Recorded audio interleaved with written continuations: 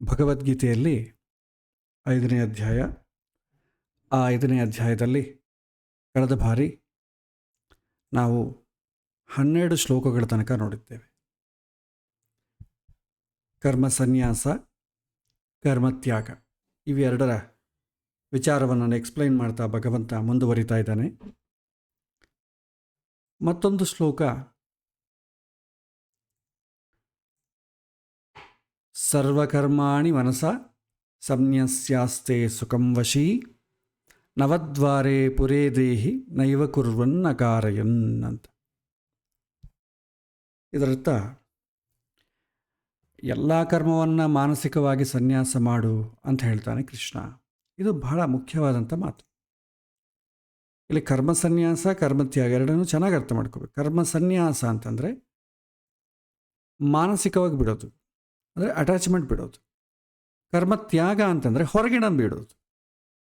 ಇಲ್ಲಿ ಕರ್ಮವನ್ನು ತ್ಯಾಗ ಮಾಡು ಅಂತ ಕೃಷ್ಣ ಹೇಳ್ತಾ ಇಲ್ಲ, ಕೇವಲ ಮನಸ್ಸಿನಲ್ಲಿ ಬಿಡು ಅಂತ ಹೇಳ್ತಾ ಇದ್ದ. ಆದರೆ ಕರ್ಮಗಳ ಬಗ್ಗೆ ಮನಸ್ಸಿನಲ್ಲಿರುವಂಥ ಫಲದ ಸಂಘ, ಅಂದರೆ ಯಾವುದೋ ಒಂದು ಕೆಲಸ ಮಾಡಿ ಇಷ್ಟು ಫಲ ಬರುತ್ತೆ ಅಂತ ಒಂದು ಅಟ್ಯಾಚ್ಮೆಂಟ್, ಮಾನಸಿಕವಾಗಿ ಸ್ವಾತಂತ್ರ್ಯ ಎನ್ನುವಂಥ ಭ್ರಮೆಯನ್ನು ಬಿಡುವುದು ಅಂತ ಅರ್ಥ. ನನಗೋಸ್ಕರ ಎನ್ನುವಂಥ ವಿಚಾರವನ್ನು ಮಾನಸಿಕವಾಗಿ ಬಿಡುವುದು. ಯಾಕೆಂದರೆ ನನಗೋಸ್ಕರ ಅಂದರೆ ತಾನೇ ಅಟ್ಯಾಚ್ಮೆಂಟ್ ಬೆಳೆಯುತ್ತೆ. 2ನೇ ಅಧ್ಯಾಯದಲ್ಲಿ ನಾವು ನೋಡಿದ್ವಿ, ಧ್ಯಾಯತೋ ವಿಷಯಾನ್ ಪುಂಸಃ ಸಂಗಸ್ತೇಷೋಪಜಾಯತೆ ಸಂಗಾತ್ ಸಂಜಾಯತೆ ಕಾಮಃ ಕಾಮಕ್ರೋಧೋ ವಿಜಾಯತೆ. ಯಾವುದೇ ಒಂದು ವಿಷಯವನ್ನು, ವಸ್ತುವನ್ನು, ವ್ಯಕ್ತಿಯನ್ನು ನೋಡಿದಾಗ ನಮ್ಮಲ್ಲಿ ಅದನ್ನು ಸ್ಟಡಿ ಮಾಡ್ತೇವೆ. ಮೊದಲು ಯಾರಿವರು, ಏನಿದು, ಯಾಕೆ ಇದು ಅಂತ ಸ್ಟಡಿ ಮಾಡಿದ ಮೇಲೆ ಒಳ್ಳೆಯ ವಿಷಯವೋ ಕೆಟ್ಟ ವಿಷಯವೋ ನಮಗೆ ಅದರ ಬಗ್ಗೆ ಇನ್ಫಾರ್ಮೇಷನ್ ಸಿಗತ್ತೆ. ಒಳ್ಳೆಯ ವಿಷಯ ಬಂದ ತಕ್ಷಣ ಪ್ರೀತಿ ಹೊರಡುತ್ತೆ, ಕೆಟ್ಟ ವಿಷಯ ಬಂದ ತಕ್ಷಣ ದ್ವೇಷ ಹೊರಡುತ್ತೆ. ಇದೆಲ್ಲದಕ್ಕೂ ಕಾರಣ ಏನು? ಸ್ಟಡಿ ಮಾಡೋದರಿಂದನೇ.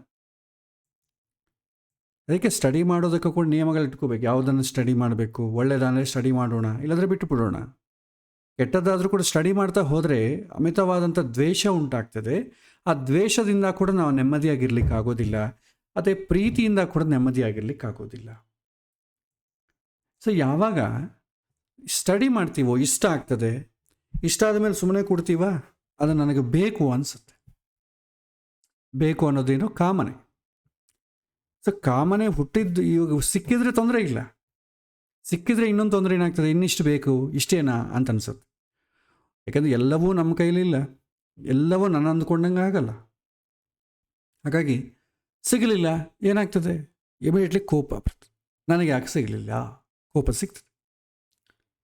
ಸೊ ಕೋಪ ಬಂದ ಮೇಲೆ ಸುಮ್ಮನೆ ಕೂಡ್ತೀವ, ಹೋಗಲಿ ಬಿಡು, ನಮ್ಮ ಪ್ರಾರಬ್ಧ ಇಷ್ಟೇ, ದೇವರು ಇಷ್ಟೇ ಮಾಡಿಸಿದ್ದಾನೆ ಅಂತ ನಾವೇನು ಸುಮ್ಮನೆ ಕೂಡಲ್ಲ. ಅದು ಹೇಗಾದರೂ ಪಡಿಲೇಬೇಕು. ಅದು ಧರ್ಮದಿಂದ ಅಲ್ಲದೇ ದಾರಿ ತಪ್ಪಿ ಆದರೂ ಸರಿ ಪಡಿಲೇಬೇಕು ಅಂತಂಬೋ ಛಲ ಹುಟ್ಟುತ್ತದೆ. ಅದರಿಂದ ತಪ್ಪು ಕೆಲಸ ಮಾಡ್ತೇವೆ. ಒಂದು ಸಲ ಹೇಗಾದರೂ ಸರಿ ಪಡಿಲೇಬೇಕು ಅಂತಂಬೋ ಡೆಸಿಷನ್ಗೆ, ಒಂದು ಕನ್ಕ್ಲೂಷನ್ಗೆ ಬಂದ ಮೇಲೆ ಏನಾಗ್ತದೆ, ವಿವೇಕ ಹೊಟ್ಟೋಗ್ತದೆ. ಸಮ್ಮೋಹ ಅಂತೀವಿ, ಸಮ್ಮೋಹಾತ್ ಅಧರ್ಮ ಕಾಮಃ ಅಂತೀವಿ. ಸೊ ಅಧರ್ಮವಾಗಾದರೂ ನಾನು ಅದನ್ನು ಪಡಿಲೇಬೇಕು. ಮೋಹ ಆದಮೇಲೆ ಸ್ಮೃತಿ ವಿಭ್ರಮಃ. ನಾವು ಹಿಂದೆ ಎಲ್ಲ ತಿಳ್ಕೊಂಡಿರ್ತೀವಲ್ಲ, ಇದು ಒಳ್ಳೆಯದು, ಇದು ಒಳ್ಳೆಯ ಕೆಲಸ ಮಾಡಬೇಕು, ಇದು ಕೆಟ್ಟದ್ದು, ಇದನ್ನು ಮಾಡಬಾರ್ದು ಅಂತ ಒಂದು ಲಿಸ್ಟ್ ಪಟ್ಟಿಯಲ್ಲಿರ್ತದೆ. ಆ ಪಟ್ಟಿ ಮರೆತ ಹೋಗ್ತದೆ. ಯಾಕೆಂದರೆ ಹೇಗಾದರೂ ಸರಿ ಅದನ್ನು ಪಡಿಲೇಬೇಕು ಅಂತಂದಾಗ, ಧರ್ಮ ಆದರೆ ಏನು, ಧರ್ಮ ಅಲ್ಲದ್ರಾದರೆ ಏನು ಅಂತ ಪಡಿಲೇಬೇಕು ಅಂತ ಬಂದಾಗ ಇನ್ನು ನಿಯಮಗಳು ಯಾಕೆ, ಇದು ಒಳ್ಳೆಯದು, ಇದು ಕೆಟ್ಟದ್ದು ಅಂತಂಬೋ ಅನುಸಂಧಾನವೇ ಇರೋದಿಲ್ಲ. ಸೊ ನಾನು ಅಂದ್ಕೊಂಡಿದ್ದಾಗಬೇಕಷ್ಟೇ, ಧರ್ಮಗಳೆಲ್ಲ ಬೇಡ ಈಗ ಸದ್ಯಕ್ಕೆ. ಆ ಸ್ಟೇಜಿಗೆ ಬಂದುಬಿಡ್ತೆ. ಒಂದು ಸಲ ಯಾವುದು ಮಾಡಬೇಕು, ಯಾವುದು ಮಾಡಬಾರ್ದು ಅಂತಂಬೋದು ಲಿಂಕ್ ಬಿಟ್ಟು ಹೋದ್ಮೇಲೆ ಇನ್ನು ಬುದ್ಧಿಗೆ ಕೆಲಸ ಇಲ್ಲ. ಬುದ್ಧಿ ಏನಾಗುತ್ತೆ, ಬುದ್ಧಿ ಹಾಳಾಗ್ತದೆ. ಸೊ ನೀ ಹೇಳಿದ್ದೆ ಕರೆಕ್ಟ್ ಅಂತ ಹೇಳ್ತದೆ. ಪ್ರತಿಯೊಂದು ಸಲ ಏನನ್ನ ಮಾಡಲಿ, ನೀ ಅಂತಿದೆ ಸರಿ ಇದೆ, ಮತ್ತು ಅದನ್ನು ವಿವೇಕದಿಂದ ಒಳ್ಳೆಯದೋ ಕೆಟ್ಟದ್ದೋ ಆಲೋಚನೆ ಮಾಡೋದು ಇರೋದೇ ಇಲ್ಲ. ಒಂದು ಸಲ ಬುದ್ಧಿ ಇನ್ಫೆಕ್ಟ್ ಆಯಿತು ಅಂತಂದರೆ ಮನುಷ್ಯ ಪೂರ್ತಿ ಸರ್ವನಾಶ ಆಗ್ತಾನೆ. ಯಾಕೆಂತಂದರೆ ನಾವು ಮಾಡಿದ್ದೆಲ್ಲ ಸರಿ ಸರಿ ಸರಿ ಅಂದ್ಕೋತಾರೆ, ಎಂದೋ ಒಂದಿನ ಹೊಡೆತ ಬೀಳುತ್ತೆ. ಕಥೆಗಳ ಅನೇಕ ಥರ ನಾವು ಓದಿದ್ದೇವೆ. ಮಗು ಒಂದು ಸಣ್ಣದು ಪೆನ್ಸಿಲ್ ಪಕ್ಕದ ಮನೆಯಿಂದ ಕದ್ಕೊಂಬರ್ತದೆ. ತಾಯಿ ಏನು ಮಾಡ್ತಾಳೆ, ತುಂಬ ಒಳ್ಳೆ ಕೆಲಸ ಮಾಡಿದ್ವಿ, ಅದೇ ಥರ ಏನಾಯಿತು ತಂದ್ಬಿಡು. ಅವ್ನು ಹಾಗೆ ನೋಡಿ ದೊಡ್ಡದಾದ್ಮೇಲೆ ದೊಡ್ಡ ಕಳ್ಳ ಆಗ್ತಾನೆ. ದೊಡ್ಡ ಕಳ್ಳಾಗಿ ಎಲ್ಲ ಸೇರಿಸ್ಕೊಳ್ಳಿಕ್ಕೆ ಭಾಳ ಜನ ಶತ್ರುಗಳಾಗ್ತಾರೆ. ಒಂದು ದಿನ ಆ ಮಗನನ್ನು ಕೊಂದು ಬಿಡ್ತಾರೆ. ಆವಾಗ ತಾಯಿ ಓ ಅಂತ ಅಳ್ತಾಳೆ, ನನ್ನ ಮಗ ಹೋದ್ನಲ್ಲ. ಚಿಕ್ಕಂದಲೇ ಅದನ್ನು ಸರಿ ಮಾಡಿದರೆ ಈ ಥರ ಆಗ್ತಿದ್ದಿಲ್ಲ. ಸೊ ಹಾಗಾಗಿ ಬುದ್ಧಿ ನಾಶ ಆಯ್ತು ಅಂತಂದರೆ ನಾವು ಆತ್ಮನಾಶ ಆದಂಗೆ. ನಾವು ಹೋಗೋದು ದಾರಿಯೆಲ್ಲ ಸರಿ ಇದೆ ಅಂತಂದು ಕೊಡೋದಾಗ ಎಲ್ಲೋ ಒಂದು ಕಡೆ ಎಡವು ಬೀಳ್ತೀವಿ. ಸೊ ಅದು 2ನೇ ಅಧ್ಯಾಯದಲ್ಲೇ ಭಗವಂತ ಹೇಳ್ತಾನೆ. ಹಾಗಾಗಿ ಇಲ್ಲಿ ಕೃಷ್ಣ ಹೇಳೋದೇನೆಂದರೆ, ನನಗೋಸ್ಕರ ಎನ್ನುವಂಥ ವಿಚಾರವನ್ನು ಮಾನಸಿಕವಾಗಿ ಬಿಡೋದು, ಅಂದರೆ ಅಧರ್ಮವಾಗಿ ಈ ನೋಡಿದ್ದನ್ನೆಲ್ಲ ಇಷ್ಟಪಡೋದು ಬಿಡು ಫಸ್ಟು ಅಂತ. ಸೊ ಜೀವನಿಗೆ ಯಾವ ಕಾಲದಲ್ಲೂ ಕೂಡ ಕರ್ತೃತ್ವದ ಸ್ವಾತಂತ್ರ್ಯ ಇಲ್ಲ. ಸೊ ಕರ್ತೃತ್ವ ಅಂತಂದರೆ ಏನು? ಒಂದು ಕ್ರಿಯೆಯನ್ನು, ಯಾವುದೋ ಒಂದು ಕೆಲಸವನ್ನು ಇಚ್ಛೆಯಿಂದ ತನಗೆ ಸ್ವತಂತ್ರವಾಗಿ ಮಾಡೋದನ್ನು ಕರ್ತೃತ್ವ ಅಂತೇವೆ. ಇದನ್ನು ಆಚಾರ್ಯರು ತಮ್ಮ ಎಲ್ಲ ಗ್ರಂಥಗಳಲ್ಲಿ ಸಾರಿ ಹೇಳಿದ್ದಾರೆ. ಇದನ್ನು ಮಾನಸಿಕವಾಗಿ ಅಳವಡಿಸ್ಕೊಳ್ಳೋದೇ ನಿಜವಾದಂಥ ಕರ್ಮ ಸನ್ಯಾಸ ಅಂತ ಹೇಳ್ತಾನೆ ಭಗವಂತ. ಈ ನವದ್ವಾರೆ ಪುರೇ ದೇಹಿ, ಈ 9 ಬಾಗಿಲುಗಳಿರುವಂಥ ಪುರದಲ್ಲಿ, ಅಂದರೆ ಪೂರ್ಣತೆಯನ್ನು ಪಡೆದಂಥ ಮನುಷ್ಯ ಶರೀರ ಅಂತ ಅರ್ಥ. ನಮ್ಮನ್ನು ತೋರಿಸಿ ನಮ್ಮಿಂದ ಕರ್ಮ ಮಾಡುತ್ತಿದ್ದಾನೆ, ನನ್ನನ್ನು ಈ ಪುರದಲ್ಲಿಟ್ಟು ನನ್ನೊಂದಿಗೆ ನನ್ನ ಆತ್ಮೀಯ ಗೆಳೆಯನಾಗಿ ನಿಂತು ನನ್ನ ಉದ್ಧಾರಕ್ಕಾಗಿ ಆ ಭಗವಂತ ಕರ್ಮ ಮಾಡಿಸ್ತಾ ಇದ್ದಾನೆ ಎನ್ನುವಂಥ ಎಚ್ಚರವೇ ಕರ್ಮಯೋಗ. ನಾನೇನು ಮಾಡ್ತಾ ಇಲ್ಲ, ಭಗವಂತ ಮಾಡಿಸ್ತಾ ಇದ್ದಾನೆ. ಈ ಅನುಸಂಧಾನ ಎಲ್ಲದಕ್ಕೂ ನಾನೇ, ನನ್ನಿಂದ ಆಯಿತು, ನಾನೇ ಮಾಡಿದ್ದು, ಅವ್ರ ಹತ್ರ ಮಾಡಿಸಿದ್ದು ನಾನೇ, ಈ ಥರದ ಅಲ್ಲದೆ ಆ ಥರ ಅಟ್ಯಾಚ್ಮೆಂಟ್ ಇಟ್ಕೊಂಡ್ರೆ ಏನಾಗ್ತದೆ, ನೋವಾಗ್ತದೆ. ಇಲ್ಲಿ ಕರ್ಮಯೋಗದ ಬಗ್ಗೆ ಶ್ರೀಕೃಷ್ಣ ವಿವರಿಸಿದ ಅಪೂರ್ವವಾದಂಥ ಜ್ಞಾನಯೋಗವನ್ನು ನೋಡಿದ್ವಿ. ಹೀಗೆ ಕರ್ಮ ಮಾಡೋದರಿಂದ ಅದು ಭಗವಂತನ ಆರಾಧನೆಯಾಗತ್ತೆ, ಹಾಗೂ ಜ್ಞಾನ ಮಾರ್ಗದ ಒಂದು ಅಂಗ ಆಗ್ತದೆ. ಜ್ಞಾನದಿಂದ ಕರ್ಮ ಮಾಡಿದಾಗ ಯಾವ ಕ್ಷುದ್ರ ಕೆಲಸ ಕೂಡ ವ್ಯರ್ಥ ಆಗೋದಿಲ್ಲ, ಅದು ಯೋಗ ಆಗ್ತದೆ.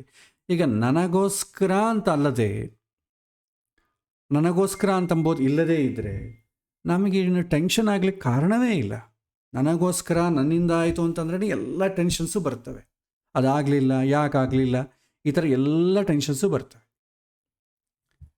ಇಲ್ಲಿ ಏನನ್ನೋ ಮಾಡಿದೆ, ಏನನ್ನೋ ಮಾಡಿಸದೆ, ನಿನ್ನ ಹತ್ರ ಏನೂ ಮಾಡಿಸೋದಿಲ್ಲ ಅಂತ ಹೇಳ್ತಾನೆ ಕೃಷ್ಣ. ಆಗಿ ಸಾಮಾನ್ಯವಾಗಿ ನಾವು ಒಂದು ಕೆಲಸ ಮಾಡಿದ ಮೇಲೆ ಅದನ್ನು ನಾನೇ ಮಾಡಿದ್ದು, ನಾನು ಹೇಳಿದ್ರಿಂದ ಆ ಕಾರ್ಯ ಆಯಿತು ಅಂತಂಬೋ ಅಟ್ಯಾಚ್ಮೆಂಟ್ ಬೆಳೆದು ಬಿಡ್ತದೆ. ಸೊ ಆದರೆ ಒಬ್ಬ ಜ್ಞಾನಿ ಹಾಗೆ ಹೇಳೋದಿಲ್ಲ. ಏನೋ ದೇವರು ನನ್ನ ಕೈಲಿ ಮಾಡಿಸಿದ್ದಾನೆ, ನನ್ನೊಳಗಿನ ಆ ದೇವರು ಮಾಡಿಸಿದ, ಭಗವಂತ ಅವರಿಗೆ ಪ್ರೇರಣೆ ಮಾಡಿದರು, ಇತ್ಯಾದಿಗಳು ಮಾಡಿಸಿದ್ದಾನೆ ಅಂತಂಬೋ ಅನುಸಂಧಾನ ಇರುತ್ತೆ. ಇದಕ್ಕೆ ಕಾರಣ ಜ್ಞಾನಿಗಳು ಎಂದೂ ಕೂಡ ನಾನು ಸ್ವತಂತ್ರ ಕರ್ತ ಎನ್ನುವಂಥ ಪ್ರಜ್ಞೆಯನ್ನು ಬೆಳೆಸಿಕೊಳ್ಳೋದಿಲ್ಲ. ನಾನೇ ಮಾಡಿದ್ದು, ನನ್ನಿಂದಾನೇ ಆಯಿತು ಅಂತ ಯಾವಾಗ ಬರುತ್ತೆ ಅನುಸಂಧಾನ? ನಾನೇ ಕರ್ತ, ನಾನೇ ಮಾಡುವುದು ಅಂತ ತಿಳ್ಕೊಂಡಾಗ. ಕೃಷ್ಣ ಹೇಳ್ತಾನೆ, ನೀನು ಏನನ್ನೂ ಮಾಡೋದಿಲ್ಲ ಅಂತ ಹೇಳ್ತಾನೆ. ಈ ಎಲ್ಲ ವಿಚಾರವನ್ನು ತಿಳಿದ ಮೇಲೆ ನಮಗೊಂದು ಪ್ರಶ್ನೆ ಬರ್ತದೆ. ಎಲ್ಲವನ್ನೂ ದೇವರೇ ಮಾಡಿಸೋದಾದರೆ ಆತ ನಮ್ಮ ಕೈಲಿ ಒಳ್ಳೆ ಕೆಲಸವನ್ನೇ ಮಾಡಿಸ್ಬೋದಲ್ವಾ? ಕೆಟ್ಟ ಕೆಲಸ ಯಾಕೆ ಮಾಡಿಸ್ತಾನೆ? ನಾನೇನೂ ಮಾಡಲ್ಲ, ನಾನು ಸ್ವತಂತ್ರ ಕರ್ತನಲ್ಲ, ಭಗವಂತನೇ ಜೀವನದಿಂದ ಮಾಡಿಸೋದು. ಆ ಮಾಡಿಸೋದೇನೋ ಒಳ್ಳೆ ಕೆಲಸನೇ ಮಾಡಿಸ್ಲಿ, ಕೆಟ್ಟ ಕೆಲಸ ಮಾಡಿಸೋದು ಯಾಕೆ? ಆ ಕೆಟ್ಟ ಕೆಲಸ ಮಾಡಿದಿ ಅಂತ ನನಗೆ ಮತ್ತೆ ಶಿಕ್ಷೆ, ಪಾಪದ ಫಲವನ್ನು, ಶಿಕ್ಷೆಯನ್ನು ಕೊಡೋದು ಯಾಕೆ ಈ ಗಲಾಟೆ ಅಂತ ಇರ್ತದೆ. ಕೆಟ್ಟ ಕೆಲಸ ಮಾಡಿಸೋದು ಅವನೇ, ಆದರೆ ನಮಗೆ ಇದರ ಶಿಕ್ಷೆ ಯಾಕೆ, ನಮಗೆ ದುಃಖ ಯಾಕೆ? ನಾನು ಬಯಸಿ ಬುದ್ಧಿಪೂರ್ವಕವಾಗಿ ಮಾಡಿದಾಗ ನಾನು ಯಾಕೆ ಕರ್ತ ಅಲ್ಲ? ನಾನೇ ಬುದ್ಧಿಪೂರ್ವಕವಾಗಿ ಮಾಡಿದ್ದು. ಒಂದು ತಪ್ಪು ಕೆಲಸ ಮಾಡೋದಾಗಲಿ, ಇನ್ನೊಬ್ಬರ ಹಣವನ್ನು ಲಪಟಾಯಿಸೋದಾಗಲಿ, ಒಬ್ಬರನ್ನು ಚಾಡಿ ಹೇಳಿ ಒಬ್ಬನ ಕಿಂಚಿ ಮನಸ್ಸನ್ನು ನೋಯಿಸುವಂಥ ಬೈಯೋದಾಗಲಿ ನಮ್ಮ ಬುದ್ಧಿಪೂರ್ವಕವಾಗಿ ಮಾಡಿದ್ದು. ಅದು ಭಗವಂತ ಏನು ಮಾಡಿಸಿಲ್ಲ. ಭಗವಂತ ಮನುಷ್ಯ ಹುಟ್ಟಿದಾಗಲೇ ಈ ಶರೀರವನ್ನು ಹೇಗೆ ಬಳಸಬೇಕು ಅಂತ ಒಂದು ಯೂಸರ್ ಮ್ಯಾನ್ಯುವಲ್ ಕೊಟ್ಟಿದ್ದಾನೆ, ವೇದ ಶಾಸ್ತ್ರ ಅಂತ. ಅದರ ಪ್ರಕಾರ ಈ ಶರೀರವನ್ನು ಬಳಸ್ಕೋ ಅಂತ ಹೇಳ್ತಾರೆ. ಆದರೆ ಅದರಲ್ಲಿ ಎಲ್ಲೂ ಆ ಯೂಸರ್ ಮ್ಯಾನ್ಯುವಲ್ ಎಲ್ಲೂ ಕೂಡ ಕೆಟ್ಟ ಕೆಲಸ ಮಾಡು, ನೀವು ಮಾಡಿದ್ರು ನಾನು ಮಾಡಿಸ್ತೇನೆ ಅಂತೆಲ್ಲಿ ಹೇಳಿಲ್ವಲ್ಲ. ಮತ್ತು ಯಾಕಿದು ವಿಲಕ್ಷಣವಾಗಿ ಕಾಣುತ್ತೆ. ಸೊ ಅದರಿಂದ ಭಗವಂತ ನಾನು ಏನನ್ನೂ ಮಾಡಿಸಲಾದಾಗ, ನಾನು ಕರ್ತ ಅಲ್ಲದಿದ್ದರೆ ನನಗೆ ಯಾಕೆ ಈ ಫಲ? ಇದು ಪ್ರತಿಯೊಬ್ಬರನ್ನ ಕಾಡುವಂಥ ಪ್ರಶ್ನೆ. ಇದು ಸ್ವಲ್ಪ ಆಳವಾಗಿ ಹೋದಾಗ ಬರ್ತದೆ. ವ್ಯಾವಹಾರಿಕ ಪ್ರಪಂಚದಲ್ಲಿ ನಾನೇ ಮಾಡಿದ್ದು ಅಂತ ಹೇಳ್ತೇವೆ. ವ್ಯಾವಹಾರಿಕವಾಗಿ ಭಗವಂತ ಮಾಡಿಸಿದ ಅಂತಂದರೆ ಅದು ಅನರ್ಥಕ ಹಾದಿ ಆಗ್ತದೆ. ಶಾಲೆಯಲ್ಲಿ ಹೋದಾಗ ಯಾರು ಇಲ್ಲಿ ಈ ಕೆಲಸ ಮಾಡಿದ್ದು, ಬೋರ್ಡ್ ಮೇಲೆ ಯಾರು ಹಿಂಗೆ ಬರೆದಿದ್ದು ಅಂತಂದರೆ ಹೇಳ್ತಾರೆ, ಇವನು ಬರ್ದು ಯಾಕೆ ಬರ್ದಿ ಅಂದರೆ, ನಾನು ಬರ್ದಿಲ್ರಿ, ಭಗವಂತ ಮಾಡಿಸಿದ. ಯಾರ ಮನೆಗೂ ಒಂದು ಕದ್ದಿದ್ದು ಅಂದ್ಕೊಳ್ಳಿ, ಯಾರು ಮಾಡಿದ್ದು? ನನ್ನೊಳಗಿರೋಂಥ ಭಗವಂತ ಮಾಡಿಸಿದ. ಭಗವಂತ ಕೆಟ್ಟ ಕೆಲಸ ಯಾಕೆ ಮಾಡಿಸ್ತಾನೆ ಅಂದರೆ ನಾನೇ ಮಾಡಿದೆ ಅಂತ ಆಯಿತು. ಸೊ ನಾನೇ ಮಾಡಿದೆ ಅಂದರೆ ನಾನು ಕರ್ತ ಆದಂಗೆ ತಾನೆ, ನಾನು ಬುದ್ಧಿಪೂರ್ವಕವೇ ಮಾಡ್ತಾ ಇದ್ದೇನೆ. ಇವು ಮನುಷ್ಯನನ್ನು ಕಾಡುವಂಥ ಪ್ರಶ್ನೆಗಳು. ಇದು ಸರಿ ಅನಿಸ್ಬೋದು, ಆದರೆ ಸರಿಯಾದಂಥ ಪ್ರಶ್ನೆಗಳಲ್ಲ ಅಂತ ಹೇಳ್ತಾರೆ. ಶಾಸ್ತ್ರದ ಆಳ ಗೊತ್ತಿಲ್ಲದಿದ್ದಾಗ ಈ ಪ್ರಶ್ನೆಗಳು ಬರ್ತದೆ. ಇದಕ್ಕೆ ಮುಂದಿನ ಶ್ಲೋಕದಲ್ಲಿ ಕೃಷ್ಣ ವಿವರಣೆ ಕೊಡ್ತಾನೆ. ತುಂಬ ಒಳ್ಳೆಯ ಶ್ಲೋಕ, ಜ್ಯೋತಿಷ್ಯಕ್ಕೆ ತುಂಬ ಅನ್ವಯ ಆಗುವಂಥ ಶ್ಲೋಕ. ನ ಕರ್ತೃತ್ವಂ ನ ಕರ್ಮಾಣಿ ಲೋಕಸ್ಯ ಸೃಜತಿ ಪ್ರಭು ನ ಕರ್ಮಫಲ ಸಂಯೋಗಂ ಸ್ವಭಾವಸ್ತು ಪ್ರವರ್ತತೆ. ಇದು ತುಂಬ ಅದ್ಭುತವಾದಂಥ ಶ್ಲೋಕ. ಅನೇಕ ಬಾರಿ ನಾವು ಕೋಟ್ ಮಾಡುವಂಥ ಶ್ಲೋಕ. ಯಾವಾಗ ದೇವರು ನಮ್ಮ ಹತ್ರ ಕೆಟ್ಟ ಕೆಲಸ ಯಾಕೆ ಮಾಡಿಸಿದ ಅಥವಾ ಒಳ್ಳೆಯ ಕೆಲಸ ಯಾಕೆ ಮಾಡಿಸಿದ ಅಂತಂಬೋ ಪ್ರಶ್ನೆಗೆ ಆಳವಾದಂಥ ಉತ್ತರ ಇಲ್ಲಿದೆ. ಈ ಹಿಂದೆ ವಿಶ್ಲೇಷಿಸಿದ ಸಮಸ್ತ ಪ್ರಶ್ನೆಗಳಿಗೂ ಕೂಡ ಉತ್ತರ ಒಂದು ಒಗಟಿನ ರೂಪದಲ್ಲಿ ಈ ಶ್ಲೋಕದಲ್ಲಿ ನಾವು ನೋಡ್ಬೋದು.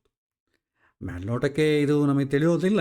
ಶಾಸ್ತ್ರದ ಅನುಭವದಿಂದ ಒಂದೊಂದು ಶಬ್ದವನ್ನು ಮನನ ಮಾಡಿದಾಗ ಅದರಲ್ಲಿರುವಂಥ ಉತ್ತರ ಏನು ಅಂತಂಬುದು ನಮಗೆ ಸಿಗತ್ತೆ. ಇಲ್ಲಿ ಹೇಳ್ತಾರೆ, ಜಡಲೋಕಕ್ಕೆ, ಈ ಜಡ ಪ್ರಪಂಚಕ್ಕೆ ಜೀವ ಅಂತಂಬೋದೇ ಪ್ರಭು. ಅದರಲ್ಲಿ ಈ ಜೀವಕ್ಕೆ ಇಚ್ಛಾಪೂರ್ವಕವಾಗಿ ಕ್ರಿಯೆ ಇದೆ. ಇಚ್ಛೆ ಅಂದರೆ ಇಷ್ಟಪಟ್ಟು ಮಾಡ್ತದೆ. ಜಡ ಇಷ್ಟಪಟ್ಟು ಮಾಡೋದಿಲ್ಲ. ಪ್ರತಿಯೊಂದರಲ್ಲೂ ಒಂದು ಕ್ರಿಯೆ ಇರುತ್ತೆ. ಜಡದಲ್ಲೂ ಕ್ರಿಯೆ ಇರುತ್ತೆ, ಜೀವನಲ್ಲೂ ಕ್ರಿಯೆ ಇರುತ್ತೆ, ಭಗವಂತನಲ್ಲೂ ಕ್ರಿಯೆ ಇರುತ್ತೆ. ಎಲ್ಲಿ ಕ್ರಿಯೆ ಇದೆಯೋ ಅವನು ಕರ್ತ ಆಗ್ತಾನೆ. ಜಡ ಕೂಡ ಒಂದು ಕಡೆ ಕ್ರಿಯೆ ಇದೆ. ಒಂದು ಕಲ್ಲು ಇದೆ ಅಂದ್ಕೊಳ್ಳಿ, ಆ ಕಲ್ಲು ಎತ್ಕೊಂಡೋದ್ರೆ ನಿಮ್ಮ ಜೊತೆ ಬರ್ತದೆ, ಅಲ್ಲಿ ಕ್ರಿಯೆ ನಡೀತಾ ಇದೆ. ಗಾಡಿ ಓಡಿಸ್ತಾ ಇದ್ದೇವೆ, ಗಾಡಿಯಲ್ಲಿ ಇಂಜಿನ್ ತಿರುಗ್ತಾ ಇದೆ. ಇಂಜಿನ್ ಅಂತಂಬೋದು ಜಡ ಅದು, ಆದರೆ ಅದಕ್ಕೆ ಚೈತನ್ಯ ತಿರುಗ್ತಾ ಇದಲ್ವಾ. ಆದರೆ ಅದು ಕರ್ತ ಅಂತ ಹೇಳಲಿಕ್ಕೆ ಬರೋದಿಲ್ಲ. ಅದಕ್ಕೆ ಇಚ್ಛೆ ಇಲ್ಲ, ತನಗೆ ತಾನೇ ತಿರುಗಿಸ್ಕೊಳ್ಳಿಕ್ಕೆ ಬರೋದಿಲ್ಲ. ಯಾರೋ ಒಬ್ಬರ ಪ್ರೇರಣೆ ಮಾಡಬೇಕು ಅದಕ್ಕೆ ಇಚ್ಛೆ ಇಲ್ಲ. ಆದರೆ ಜೀವಕ್ಕೆ ಇಚ್ಛೆ ಮಾತ್ರ ಇದೆ ಅಷ್ಟೇ. ಆದರೆ ಅವನಿಗೂ ಸ್ವಾತಂತ್ರ್ಯ ಇಲ್ಲ.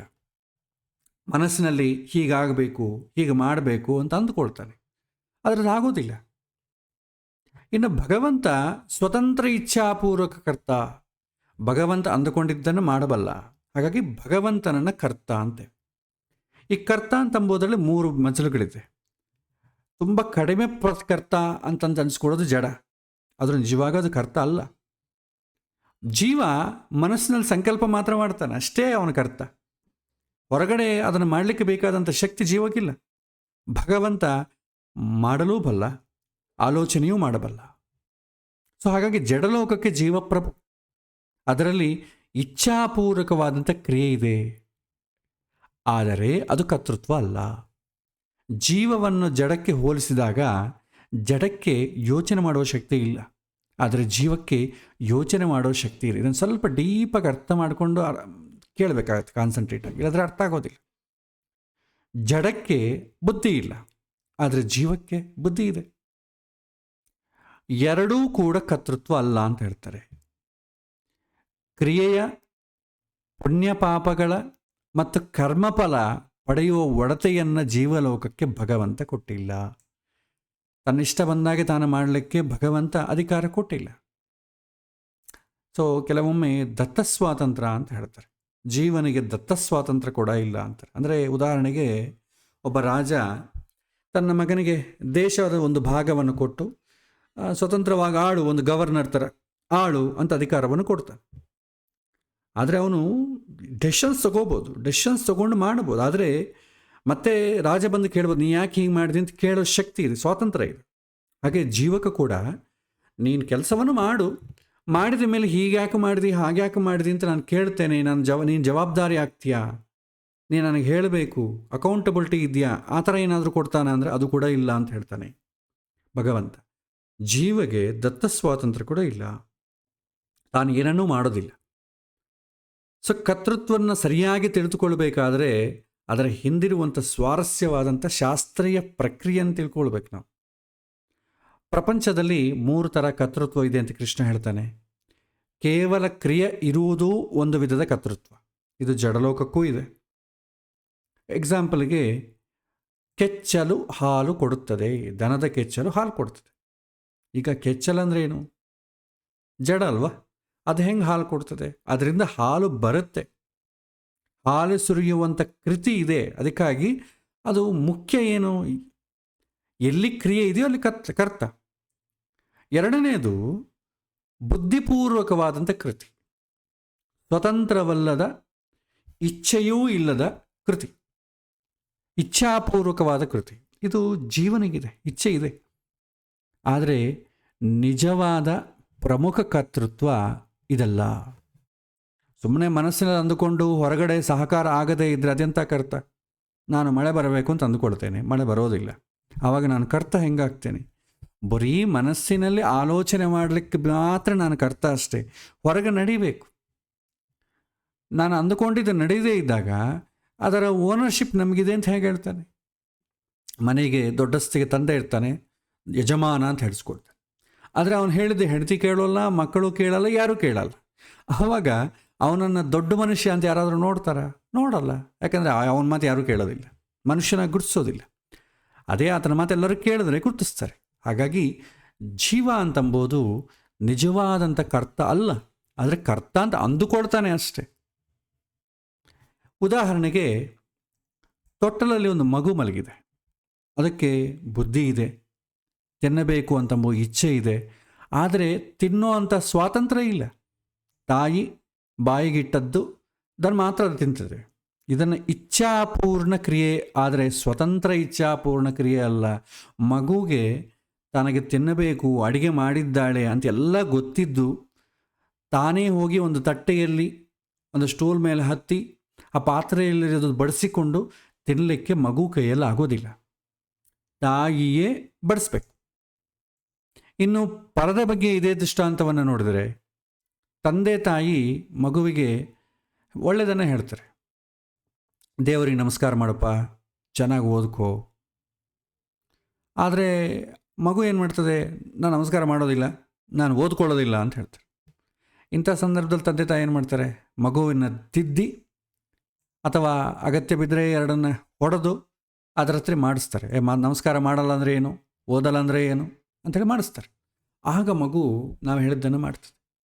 ಇಲ್ಲಿ ನಮಸ್ಕಾರ ಮಾಡಿಸಿದ್ದು ತಂದೆಯೇ, ಆದರೆ ಅದರ ರಿಸಲ್ಟ್ ಯಾರಿಗೆ ಬರ್ತದೆ? ನಮಸ್ಕಾರ ಮಾಡಿದ ಮೇಲೆ ಒಂದು ಫಲ ಬರುತ್ತಲ್ಲ, ಪುಣ್ಯ ಬರುತ್ತಲ್ವ, ಅದು ಯಾರಿಗೆ ಬರುತ್ತೆ? ಮಗುವಿಗೆ ಬರುತ್ತೆ. ಆದರೆ ಮಾಡಿಸಿದ್ದು ಯಾರು? ತಂದೆ. ಓದಿಕೋ ಅಂತ ಹೇಳಿದ್ದು ತಂದೆಯೇ. ಮಗು ಓದಿಕೊಂಡ್ರೆ ಪಾಸ್ ಆಗೋದ್ರ ರಿಸಲ್ಟ್ ಯಾರಿಗೆ ಬರುತ್ತೆ? ಮಗುವು ಬರ್ತದೆ, ತಂದೆಗೆ ಬರಲ್ಲ. ಇದೇ ರೀತಿ ಜೀವದ ಒಳಗೆ ಕಣ್ಣಿಗೆ ಕಾಣದಂಥ ಭಗವಂತ ಕೂತಿದ್ದಾನೆ, ಜೀವನಲ್ಲಿ ಕ್ರಿಯೆ ನಿಯಂತ್ರಿಸ್ತಾನೆ.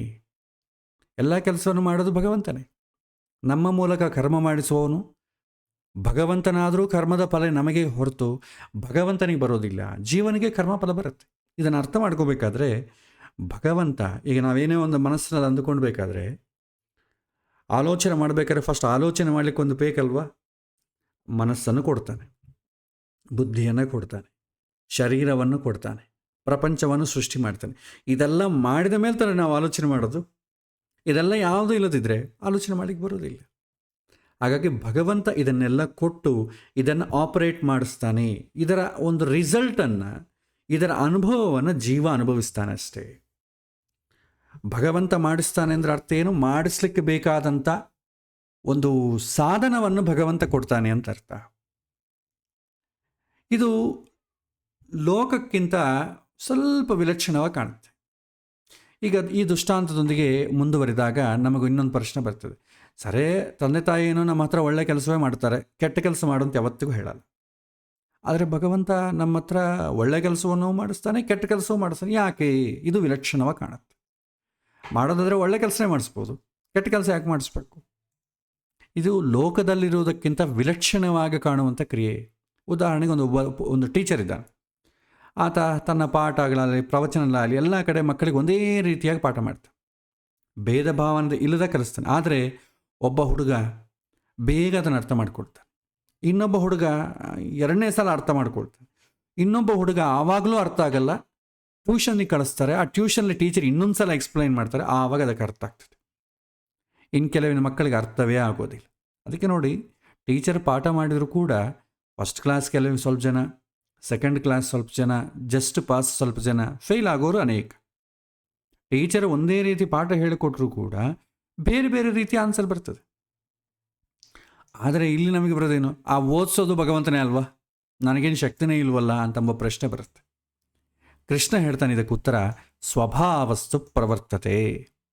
ಇದು ಅಪೂರ್ವವಾದಂಥ ಸಂಗತಿ.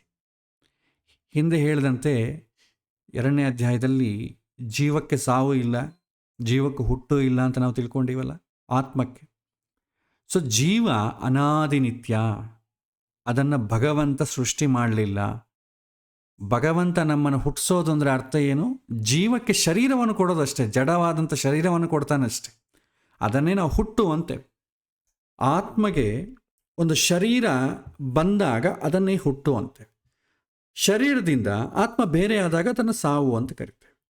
ಇಲ್ಲಿ ಹುಟ್ಟೋದೇನಿದೆ, ಆತ್ಮ ಯಾವತ್ತಿಗೂ ಹುಟ್ಟಲ್ಲ, ಶರೀರ ಮಾತ್ರ ಹುಟ್ಟುತ್ತದೆ. ಶರೀರವನ್ನು ಹುಟ್ಟಿತು ಅಂತ ಹೇಳಲ್ಲ, ಮಾಡಿದರು ಅಂತ ಹೇಳ್ತಾರೆ.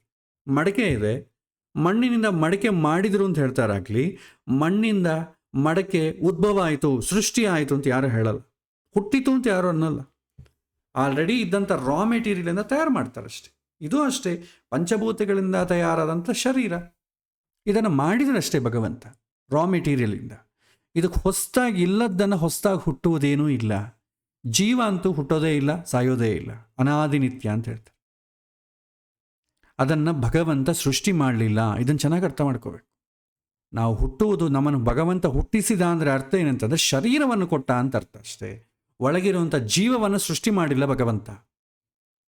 ಈ ಅನಾದಿನಿತ್ಯವಾದಂಥ ಜೀವಕ್ಕೆ ಅನಾದಿನಿತ್ಯವಾದಂಥ ಒಂದು ಅಸಾಧಾರಣವಾದಂಥ ಸ್ವಭಾವ ಇದೆ, ಎಕ್ಸ್ಕ್ಲೂಸಿವ್ ಕ್ವಾಲಿಟಿ ಅಂತೇವೆ. ಆ ಸ್ವಭಾವ ಹೇಗಿದೆಯೋ ಅದರಂತೆ ಆ ಜೀವ ನಡೆದುಕೊಳ್ತದೆ. ಜೀವ ಸ್ವಭಾವದಂತೆ ಜೀವ ನಡೆದುಕೊಳ್ಳೋದು ಅಂದರೆ, ಉದಾಹರಣೆಗೆ ಒಂದು ಮಾವಿನ ಬೀಜ ತಗೊಳ್ಳೋಣ. ಅದು ಮರವಾಗಿ ಮಾವಿನ ಹಣ್ಣನ್ನೇ ಕೊಡುತ್ತೆ ಹೊತ್ತು ಅದು ಬೇರೆ ಹಲಸಿನ ಹಣ್ಣು ಅಥವಾ ಬೇರೆ ಇನ್ನೊಂದು ಚೇಪೆ ಹಣ್ಣು ಕೊಡೋದಿಲ್ಲ. ಆ ಮಾವಿನ ಹಣ್ಣನ್ನೇ ಕೊಡುವಂಥದ್ದು ಆ ಬೀಜದ ಲಕ್ಷಣ. ಜೀವ ಎನ್ನುವುದು ಶರೀರ ಎನ್ನುವಂಥ ವೃಕ್ಷದ ಬೀಜ. ಆ ಶರೀರದ ಮೂಲಕ ವ್ಯಕ್ತವಾಗುವುದು ಆ ಬೀಜದ ಮೂಲ ಗುಣವೇ ಹೊತ್ತು ಇನ್ನೊಂದಲ್ಲ.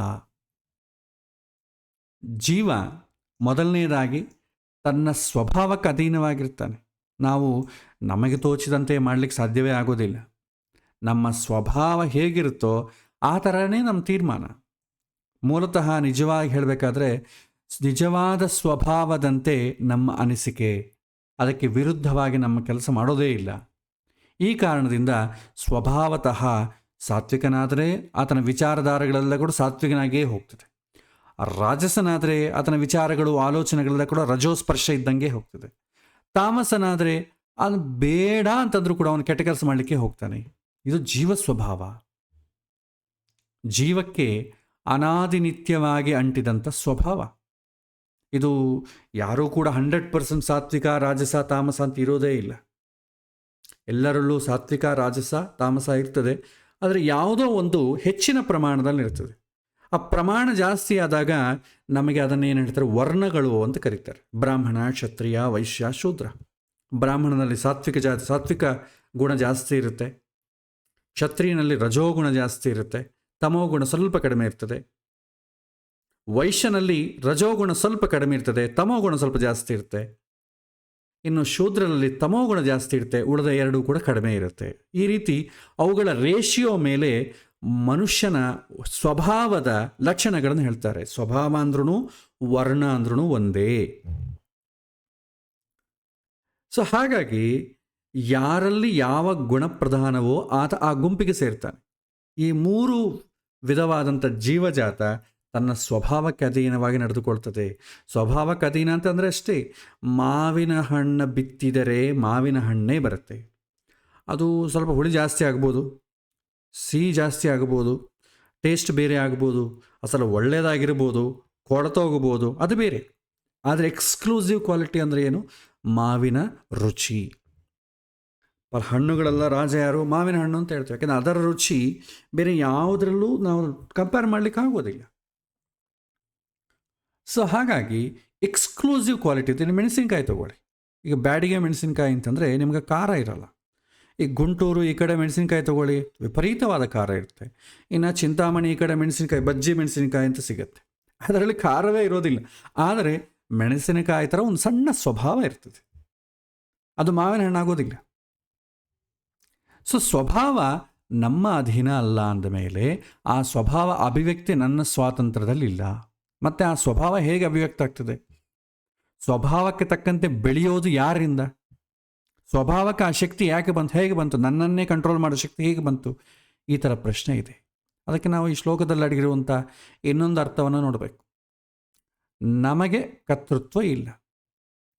ಲೋಕಸ್ಯ ನ ಕರ್ತೃತ್ವಂ. ಲೋಕಸ್ಯ ಅಂದರೆ ನಮ್ಮ ಲೋಕದಲ್ಲಿರುವಂಥ ಜನ. ನ ಕರ್ತೃತ್ವಂ, ಅವರಿಗೆ ಯಾವ ಥರ ಕರ್ತೃತ್ವ ಇಲ್ಲ. ಲೋಕದಲ್ಲಿ ಪ್ರಭು ಅಂತ ಒಬ್ಬನಿರ್ತಾನೆ, ಅವನಿಗೂ ಕೂಡ ಯಾವುದಕ್ಕೆ ಕರ್ತೃತ್ವವೂ ಇಲ್ಲ. ಸೊ ಇಲ್ಲಿ ನಮಗೆ ಕರ್ತೃತ್ವವಿಲ್ಲ, ಹಾಗೂ ಕರ್ಮದಲ್ಲಿ ಇಂಥದ್ದೇ ಫಲ ಬರಬೇಕು ಎನ್ನುವಂಥ ಸ್ವಾತಂತ್ರ್ಯ ಇಲ್ಲ. ತಾನೇ ನಾನಾಗಿ, ಈಗ ಒಂದು ಬೀಜ ಇದೆ, ಅದು ತಾನೇ ಒಂದು ಕಡೆ ಹೋಗಿ ಬಿತ್ತಿಕೊಂಡು ಮರ ಆಗ್ಲಿಕ್ಕೆ ಆಗ್ತದ? ಆಗೋದಿಲ್ಲ. ಮನುಷ್ಯ ಆತ್ಮ ಇದೆ, ತಾನೇ ಹೋಗಿ ತಾಯಿ ಗರ್ಭದಲ್ಲಿ ಸೇರಿಕೊಂಡು ಅದನ್ನು ಮಗುವಾಗಿ ಹೊರಗೆ ಬರಲಿಕ್ಕೆ ಸಾಧ್ಯತೆ ಇದೆಯಾ? ಇಲ್ಲ. ಯಾರೋ ಒಬ್ಬರು ಅದಕ್ಕೆ ಹೆಲ್ಪ್ ಮಾಡಬೇಕು. ತಂದೆ ಆದವನು ತಂದೆಯ ಗರ್ಭದಲ್ಲಿ, ತಂದೆಯಲ್ಲಿ ಪ್ರವೇಶ ಮಾಡಿಸಿ ತಾಯಿ ಗರ್ಭದಲ್ಲಿ ಬಿತ್ತಿ ಅದರಿಂದ ಮಗು ಆಗೋದು ನಮಗೆಲ್ಲ ಗೊತ್ತಿದೆ. ಇದನ್ನು ಇನ್ನೂ ವಿಚಾರ, ಮಗು ಒಂದು ಜೀವ ಶರೀರವನ್ನು ಬಿಟ್ಟ ನಂತರ ಮತ್ತೆ ಶರೀರದ ಒಳಗೆ ಹೋಗುವವರೆಗೂ ಹೇಗಿದೆ ಅಂತೇಳಿ ಗರುಡ ಪುರಾಣದಲ್ಲಿ ಕೆಲವಿನ ಉಪನಿಷತ್ತುಗಳಲ್ಲಿ ಚೆನ್ನಾಗಿ ವರ್ಣನೆ ಮಾಡ್ತಾರೆ. ಹಾಗೆ ಆ ಜೀವವನ್ನು ಯಾರೋ ಒಬ್ಬರು ಇಡಬೇಕು. ತಾನಾಗಿ ಹೋಗಿ ಹೊಟ್ಟೆಯಲ್ಲಿ ಸೇರಿಕೊಳ್ಳೋಕ್ಕೆ ಸಾಧ್ಯವೇ ಇಲ್ಲ. ಒಂದು ಬೀಜ ಹೇಗೆ ತನ್ನನ್ನು ತಾನೇ ಬಿತ್ತಿಕೊಳ್ಳೋದಿಲ್ವೋ, ಅದನ್ನು ಏನು ಮಾಡಬೇಕು? ತೋಟಗಾರ ಏನು ಮಾಡಬೇಕು? ಅದನ್ನು ಬಿತ್ತಬೇಕು. ಬಿತ್ತಿ ಎಲ್ಲ ಗಿಡಗಳಿಗೂ ಎಲ್ಲ ಬೀಜಗಳಿಗೂ ಒಂದೇ ಥರ ನೀರು ಹಾಕಿದರೂ ಕೂಡ ಅದು ಮೂಲತಃ ಅವುಗಳ ಸ್ವಭಾವ ಏನಿದೆಯೋ ಅದರಂತೆ ಬೆಳೆಯುತ್ತೆ. ತೋಟಗಾರ ಮಾವಿನ ಹಣ್ಣಿಗೇನು ಸಕ್ಕರೆ ಪಾನಕ ಹಾಕಲಿಲ್ಲ, ಈ ಒಂದು ಮೆಣಸಿನಕಾಯಿಗೆ ಖಾರದ ನೀರು ಹಾಕಲಿಲ್ಲ, ಹುಣಸೆಕಾಯಿಗೆ ಹುಳಿ ನೀರು ಹಾಕಲಿಲ್ಲ. ನೀರು ಹಾಕಿದ್ದೆಲ್ಲರಿಗೂ ಒಂದೇ ಥರ, ಆದರೆ ಬೆಳೆದಿದ್ದು ಅದರ ಸ್ವಭಾವದಂತೆ ಬೆಳೀತು. ಸೊ ಸ್ವತಂತ್ರವಾದಂಥ ಭಗವಂತ ಸೃಷ್ಟಿ ಎನ್ನುವಂಥ ತೋಟ ನಿರ್ಮಿಸಿ ಅಲ್ಲಿ ಒಬ್ಬ ತೋಟಗಾರನಂತೆ ಜೀವ ಎನ್ನುವಂಥ ಬೀಜವನ್ನು ಬಿತ್ತಿ ಬೆಳೆಸ್ತಾನೆ. ಅದರಿಂದ ನಮ್ಮ ದೇಹ ಎನ್ನುವಂಥ ಮರ ಬೆಳೆಯುತ್ತೆ, ಮತ್ತು ಅದರಿಂದ ಕಹಿಯಾದ, ಹುಳಿಯಾದ ಅಥವಾ ಸಿಹಿಯಾದ ಹಣ್ಣು ಜೀವ ಸ್ವಭಾವದಂತೆ ಅಭಿವ್ಯಕ್ತವಾಗುತ್ತೆ. ಅದರಿಂದ ಕೆಟ್ಟ ಕೆಲಸ ಅಂದರೆ ಕಹಿ, ಒಳ್ಳೆಯ ಕೆಲಸ ಅಂದರೆ ಸಿಹಿ ಎನ್ನುವುದು ನಮ್ಮ ಸ್ವಭಾವದ ಅವಲಂಬಿಸಿಕೊಡ್ತೀಯ ಹೊತ್ತು ಭಗವಂತನಿಂದ ಅಲ್ಲ. ಭಗವಂತ ಕೆಟ್ಟ ಕೆಲಸ ಮಾಡೋದಿಲ್ಲ. ಸ್ವಭಾವದಲ್ಲಿ ಯಾವ ಗುಣ ಇದೆ ಅದರಿಂದನೇ ಅಭಿವ್ಯಕ್ತ ಆಗ್ತದೆ ಅಂತ ಹೇಳ್ತಾರೆ. ಕೆಲವೊಮ್ಮೆ ನಾವು ಯೋಚಿಸಿದ್ದಕ್ಕೆ ವಿರುದ್ಧವಾಗಿ ಕೆಲಸ ಮಾಡ್ತೇವೆ. ಏಕೆಂತಂದರೆ ನಮ್ಮ ಮನಸ್ಸು ಮತ್ತು ಬುದ್ಧಿಯ ವಿಚಾರ, ಅದರ ಸರಣಿ, ಇಂಟೆಲೆಕ್ಚುವಲ್ ಅಪ್ರೋಚ್ ಅದು ಬೇರೆ ಥರ ಇರ್ತದೆ. ನಾವು ಮಾಡುವುದೇ ಬೇರೆ. ಈ ಕಾರಣಕ್ಕಾಗಿ ಕೆಲವುದು ಹೊರಗಿನಿಂದ ಒಂದು ಮಾತು ಹೇಳಿದರೆ ಅದು ಒಳಗಿನಿಂದ ಇನ್ನೊಂದು ಥರ ಅರ್ಥ ಆಗ್ತದೆ. ಒಂದೊಂದು ಸಲ ನಾವು ಹೇಳೋದೇ ಬೇರೆ, ಮಾಡೋದೇ ಇನ್ನೊಂದು ಬೇರೆ. ನಾ ಹೀಗೆ ಹೀಗೆ ಮಾಡ್ತೀನಿ ಅಂತ ಅಂದ್ಕೊಂಡಿರ್ತೀನಿ, ಅದು ಇನ್ನೊಂದು ಥರನೇ ಆಗ್ತದೆ. ನಾವು ಒಳಗೊಂದು ಹೊರಗೊಂದು ಮಾಡಿಕೊಡುತ್ತೆ. ಇದು ಒಂದು ವಿಲಕ್ಷಣ. ದುರ್ಯೋಧನ ಕೂಡ ಹೇಳ್ತಾನಲ್ಲ, ನಾನು ಮಾಡ್ತಾ ಇರೋದು ತಪ್ಪು ಅಂತ ನನಗೆ ಗೊತ್ತಿದೆ. ಜಾನಾಮಿ ಧರ್ಮಂ ನಚಮೇ ಪ್ರವೃತ್ತಿ, ಜಾನಾಮ್ ಅಧರ್ಮಂ ನಚಮೇ ನಿವೃತ್ತಿ. ನನಗೆ ಒಳ್ಳೆ ಕೆಲಸ ಯಾವುದು ಅಂತ ಗೊತ್ತಿದೆ, ಆದರೆ ಮಾಡಲಿಕ್ಕೆ ಇಷ್ಟ ಇಲ್ಲ. ನಾನು ಮಾಡ್ತಾ ಇರೋದು ಕೆಟ್ಟ ಕೆಲಸ ಅಂತ ಗೊತ್ತಿದೆ, ಆದರೆ ನಾನು ಬಿಡ್ಲಿಕ್ಕೆ ಆಗ್ತಾ ಇಲ್ಲ. ಇಲ್ಲಿ ನಾವು ಗಮನಿಸಬೇಕು, ಆತನಿಗೆ ಧರ್ಮ ಯಾವುದು ಅಂತ ಗೊತ್ತಿದೆ, ಆದರೂ ತನ್ನ ಸ್ವಭಾವದಂತೆ ನಡೀತಾನೆ. ಆದ್ದರಿಂದ ನಮಗೆ ತಿಳುವಳಿಕೆಯೇ ಬೇರೆ, ನಮ್ಮ ಕ್ರಿಯೆಯೇ ಬೇರೆ. ನಮ್ಮ ಸ್ವಭಾವ ನಮ್ಮ ಎಲ್ಲ ಅಧ್ಯಯನ, ಬುದ್ಧಿ, ವಿಚಾರವಾದವನ್ನು ಒತ್ತಿ ನಮ್ಮಿಂದ ಸ್ವಭಾವಕ್ಕನುಗುಣವಾದಂಥ ಕೆಲಸವನ್ನು ಮಾಡಿಸಿಬಿಡ್ತದೆ. ಅದನ್ನೇ ಶ್ರೀಕೃಷ್ಣ ಇಲ್ಲಿ ಹೇಳ್ತಾನೆ, ಸ್ವಭಾವಸ್ತು ಪ್ರವರ್ತತೆ. ನಿನ್ನ ಸ್ವಭಾವ ಎಂಥದ್ದೋ ಅಂಥದ್ದೇ ನಿನ್ನ ಪ್ರವೃತ್ತಿ. ಅದಕ್ಕನುಗುಣವಾಗಿ ಭಗವಂತ ನಿನ್ನನ್ನು ಬೆಳೆಸ್ತಾನೆ. ಯಾರಲ್ಲಿ ಯಾವ ಸ್ವಭಾವ ಇದೆಯೋ ಅದೇ ರೀತಿ ಅವರಿರಬೇಕು ಹೊತ್ತು ಇನ್ನೊಂದು ರೀತಿ ಅಲ್ಲ. ಮಾವಿನ ಹಣ್ಣು ಹುಳಿಯಾದರೆ ಅದು ಕೆಟ್ಟ ಹಣ್ಣು ಅಂತ ಹೇಳ್ತಾರೆ. ಅದೇ ಹುಣಸೆ ಹಣ್ಣು ಹೆಚ್ಚು ಹುಳಿಯಾದರೆ ತುಂಬ ಉತ್ತಮ ಅಂತ ಹೇಳ್ತಾರೆ. ಹುಣಸೆ ಹಣ್ಣಿಗೆ ಹುಳಿ ಇರಬೇಕು. ಹುಣಸೆ ಹಣ್ಣು ಸಿಹಿ ತಂದ್ಕೊಳ್ಳಿ ಯಾರು ತಗೊಳ್ಳಲ್ಲ. ಆದ್ದರಿಂದ ತಾಮಸರು ತಾಮಸರಂತಿರೋದೇ ಅವರ ಸಹಜ ಧರ್ಮ. ಅವತ್ತು ಒಳ್ಳೆಯದದು. ಯಾರ್ಯಾರ ಸಹಜ ಸ್ವಭಾವ ಎಂಥದ್ದೋ ಅಂತೆಯೇ ಸಹಜ ಸ್ವಭಾವದಲ್ಲಿ ಬೆಳೆಸುವಂಥ ಕ್ರಿಯೆಯನ್ನು ಸ್ವತಂತ್ರನಾದ ಭಗವಂತ ಮಾಡ್ತಾನೆ. ಎಲ್ಲದರಲ್ಲೂ ಫಲವನ್ನು ಕೊಡುವವನು ಯಾರೋ ಅವನೇ. ಅವನಿಗೆ ಎಂದೂ ಬಂಧನ ಇಲ್ಲ. ಯಾಕೆಂದರೆ ಯಾರಿಗೂ ನಮಗೋಸ್ಕರ ಮಾಡಿಸ್ತಾನೆ, ಅದ ಕಾರಣ ಅದು ಫಲ ನಮಗೇ ಬರುತ್ತೆ. ತಾಮಸನಾದವನು ತಾಮಸ ಲಕ್ಷಣದಿಂದನೇ ಇರಬೇಕು. ಸಾತ್ವಿಕ ಆದರೆ, ಸಾತ್ವಿಕ ತಾಮಸ ಆದರೆ ತುಂಬ ಕಷ್ಟ. ನಮಗೆ ಲೋಕದಲ್ಲಿ ವಿಲಕ್ಷಣವಾಗಿ ನಡೀತಾ ಇರೋದು ಹೀಗೆ. ಈಗ ಬ್ರಾಹ್ಮಣ ಸ್ವಭಾವ ಇರೋನು ಕ್ಷತ್ರಿಯ ಸ್ವಭಾವನಂತೆ ನಡ್ಕೊಳ್ತಾ ಇದ್ದಾನೆ. ಕ್ಷತ್ರಿಯ ಸ್ವಭಾವ ಇರೋನು ವೈಶ್ಯನಂತೆ ನಡ್ಕೊಳ್ತಾ ಇದ್ದಾನೆ. ವೈಶ್ಯ ಸ್ವಭಾವ ಇರೋನು ಶೂದ್ರನಂತೆ ನಡ್ಕೊಳ್ತಾ ಇದ್ದಾನೆ. ಶೂದ್ರನಾದವನು ಬ್ರಾಹ್ಮಣನಂತೆ ನಡ್ಕೊಳ್ತಾ ಇದ್ದಾನೆ. ಇದು ತಪ್ಪು, ಇದು ಕಷ್ಟ. ಇದರಿಂದ ಏನಾಗುತ್ತೆ, ಸಮಾಜಕ್ಕೆ ಪ್ರಮಾದ ಆಗ್ತದೆ. ಬ್ರಾಹ್ಮಣ ಗುಣ ಏನು? ಅರ್ಚನ, ಅಧ್ಯಯನ, ಅಧ್ಯಾಪನ. ಇದು ಮಾಡಬೇಕು. ಈ ಬೇರೆ ಯಾವುದೂ ಅವನಿಗೆ ಬೇಕಿಲ್ಲ. ಆದರೆ ಅದನ್ನು ಬಿಟ್ಟು ಏನು ಮಾಡ್ತಾನೆ, ನಾನು ಧರ್ಮದರ್ಶಿಯಾಗಿದ್ದೇನೆ, ನಾನೇ ನಿಮ್ಮೆಲ್ಲರಿಗೂ ಒಡೆಯ, ನಾನೇ ಹೆಡ್ಡು, ಕ್ಷತ್ರಿಯ ಧರ್ಮ, ನಾನೇ ಎಲ್ಲವನ್ನು ಮಾಡಿಸ್ತೇನೆ, ನಿಮ್ಮನ್ನೆಲ್ಲ ಯೋಗಕ್ಷೇಮ ನಾನನ್ನೇ ಮಾಡ್ತೇನೆ ಹೇಳ್ತಾರೆ. ಏನಾಯಿತು? ಇವನ ಕೆಲಸ ಮಾಡೋರು ಯಾರೂ ಮಾಡಲ್ಲ. ಇವನಿಗಿರುವಂಥ ಕ್ವಾಲಿಟಿ ಆ ಸ್ವಭಾವದಂತೆ ಅವನ ನಡ್ಕೋಬೇಕು. ಅದನ್ನು ಬಿಟ್ಟು ನಾನು ಧರ್ಮದರ್ಶಿಯಾಗಿ ದೊಡ್ಡ ಸ್ಥಾನದಲ್ಲಿ ಕೂತು ಬಿಡ್ತೇನೆ, ನಾನು ಪಾಠ ಗೀಟ ಮಾಡೋದಿಲ್ಲ ಅಂತಂದರೆ. ಸ್ಕೂಲಲ್ಲಿ ಟೀಚರ್ ಇರ್ತಾರೆ, ಚೆನ್ನಾಗಿ ಹೇಳ್ಕೊಡೋ ಟೀಚರ್ನ ನೀವು ಹೆಡ್ ಮಾಸ್ಟರ್ ಮಾಡಿ, ಏನಾಗ್ತದೆ? ಹೆಡ್ ಮಾಸ್ಟರ್ ಪಾಠ ಮಾಡೋಂಗಿಲ್ಲ, ಅಡ್ಮಿನಿಸ್ಟ್ರೇಷನ್ ನೋಡಿಕೊಂಡ್ರೆ ಸಾಕು. ಅದಕ್ಕೆ ಒಳ್ಳೆ ಟೀಚರ್ ಆಗಿದ್ದವರು ಹೆಡ್ ಮಾಸ್ಟರ್ ಕೂತ್ಬಿಟ್ರೆ ಅಡ್ಮಿನಿಸ್ಟ್ರೇಷನ್ ನೋಡ್ಕೊತ ಕಾಲಹರಣ ಮಾಡಬೇಕಾಗ್ಲಿ, ತನ್ನ ಒಳಗೆ ಪಾಠ ಹೇಳುವಂಥ ಗುಣ ಹೊರಟೋಗ್ತದೆ. ಸೊ ಅದಕ್ಕೆ ಯಾರಲ್ಲಿ ಯಾವ ಗುಣ ಇದೆಯೋ ಆ ಕೆಲಸವನ್ನೇ ಮಾಡಿಸ್ಬೇಕು. ಒಳ್ಳೆ ಪಾಠ ಹೇಳಿದ್ನು ಪಾಠವನ್ನೇ ಮಾಡಿಸ್ಬೇಕು. ಹೆಡ್ ಮಾಸ್ಟರ್ ಮಾಡಿಸ್ಬಾರ್ದು. ಯಾರಿಗೆ ಅಡ್ಮಿನಿಸ್ಟ್ರೇಷನ್ ಇಂಟ್ರೆಸ್ಟ್ ಇದೆ ಅವನ ಹೆಡ್ ಮಾಸ್ಟರ್ ಮಾಡಬೇಕು. ಆದರೆ ಇಲ್ಲಿ ಏನಾಗುತ್ತೆ, ಸೀನಿಯರ್ ಯಾರಾಗ್ತಾರೆ ಅವನನ್ನು ಹೆಡ್ ಮಾಸ್ಟರ್ ಮಾಡಿ ಕೂರಿಸ್ಬಿಡ್ತಾರೆ. ಅವನು ಪಾಠ ಹೇಳೋ ಅವಶ್ಯಕತೆ ಇಲ್ಲ, ಹಾಗೆ ಅಡ್ಮಿನಿಸ್ಟ್ರೇಷನು ಗೊತ್ತಿಲ್ಲ, ಸರಿಯಾಗಿ ಅಡ್ಮಿನಿಸ್ಟ್ರೇಷನ್ ಮಾಡಲಿಕ್ಕೂ ಬರಲ್ಲ. ಅದೇ ರೀತಿ ಕ್ಷತ್ರಿಯ ಧರ್ಮ ಮಾಡುವವರು ಆ ಸಮಾಜದ ಹಿತಕ್ಕೋಸ್ಕರ ರಕ್ಷಣೆಯಾಗಿ ಮಾಡಬೇಕು. ನಮಗೆ ರಾಜಕಾರಣಗಳೆಲ್ಲ ಪಾಲಿಟಿಕ್ಸಲ್ಲಿದ್ದಾರಲ್ಲ, ಅವರೆಲ್ಲ ಕೂಡ ಮಾಡಬೇಕಾದ್ದೇನು, ಕಂಟ್ರೋಲ್ ಮಾಡಬೇಕು, ಸಮಾಜವನ್ನು ಕಂಟ್ರೋಲ್ ಮಾಡಬೇಕು. ಆದರೆ ವ್ಯಾಪಾರ ಮಾಡಬಾರ್ದು, ನಿಯಂತ್ರಣೆ ಮಾಡಬೇಕು. ನಮಗೆ ಈ ಸಿಗರೇಟು ಇದೆಲ್ಲ ಬರ್ತದೆ. ನಮಗೆ ಮದ್ಯಪಾನ, ನಿಮಗೆ ಸಿನಿಮಾಲಿ ಟಿ ವಿ ಆ್ಯಡ್ಸಲ್ಲಿ ಕೂಡ ಬರುತ್ತೆ. ಸಿಗರೇಟ್ ಕುಡಿಯೋ ಒಂದು ಆ್ಯಡ್ ಬಂತು ಅಂತಂದರೆ ಕೆಳಗೆ ಒಂದು ಶುರು ಆಗ್ತದೆ, ಧೂಮಪಾನವನ್ನು ಮಾಡಬೇಡಿ, ಸಿನಿಮಾ ಥಿಯೇಟ್ರಲ್ಲಿ ತೋರಿಸ್ತದೆ. ಇಲ್ಲಿ ನಿಯಂತ್ರಣೆ ಮಾಡ್ತಾ ಇಲ್ಲ, ಜಸ್ಟ್ ಹೇಳಿಬಿಡ್ತಾರೆ ನಿಮ್ಮಿಷ್ಟ, ಕಂಟ್ರೋಲ್ ನೀವು ಮಾಡಿಕೊಳ್ಳಿ, ನಾವು ಮಾಡ್ಲಿಕ್ಕೆ ಆಗೋದಿಲ್ಲ, ನಾವು ವ್ಯಾಪಾರ ಮಾಡ್ತೇವೆ. ಸಿಗರೇಟ್ ಮೇಲೆ, ಮದ್ಯಪಾನದ ಮೇಲೆ ಆದಷ್ಟು ಟ್ಯಾಕ್ಸ್ ಹೇರಿ ಬೊಕ್ಕಸವನ್ನು ತುಂಬಿಸೋ ಕೆಲಸ ಮಾಡ್ತದೆ ಯಾರು? ಸರ್ಕಾರ. ಆದರೆ ಜನಗಳು ಇದರ ಹಿಂದೆ ಬೀಳಬಾರದು, ಅದನ್ನು ಕಂಟ್ರೋಲ್ ಮಾಡಬೇಕು ಅಂತಂಬುದು ಮಾಡೋದಿಲ್ಲ. ಕ್ಷತ್ರಿಯ ಧರ್ಮ ಏನಂತಂದರೆ ಕಂಟ್ರೋಲ್ ಮಾಡಬೇಕು. ನೀನು ಇದು ಕೆಟ್ಟದ್ದು ಅಂತ ಅಂದಮೇಲೆ ಯಾವ ಕಾರಣಕ್ಕೂ ನೀನು ಅದಕ್ಕೆ ಹಿಂದೆ ಹೋಗಬಾರ್ದು, ಶಿಕ್ಷೆ ಕೊಡಬೇಕು. ಆ ಶಿಕ್ಷೆ ಕೊಡಬೇಕು. ಈಗ ಶಿಕ್ಷೆ ಕೂಡ ವ್ಯಾಪಾರ ಆಗಿಬಿಟ್ಟಿದೆ. ನಿನಗೆ 500 ರೂಪಾಯಿ ದಂಡ, ನಿನ್ನ ಕುಡಿಬೇಡ ಅಂತ ಹೇಳೋದಿಲ್ಲ, ಕುಡಿದ್ರೆ 500 ರೂಪಾಯಿ ಕೂಡ ಅಷ್ಟೇ. ಟ್ರಾಫಿಕ್ ರೂಲ್ಸನ್ನು ಫಾಲೋ ಆಗೋಂತ ಯಾರು ಹೇಳಲ್ಲ, ಆದರೆ ವೈಲೇಟ್ ಮಾಡಿದ್ರೆ ಫೈನ್ ಕಟ್ಟಬೇಕು. ಎಲ್ಲ ಕಡೆ ಅಷ್ಟೇ ತಾನೆ. ಕಂಟ್ರೋಲ್ ಮಾಡುವಂಥಕ್ಕೆ ಯಾವುದು ವ್ಯವಸ್ಥೆಯೂ ಇಲ್ಲ.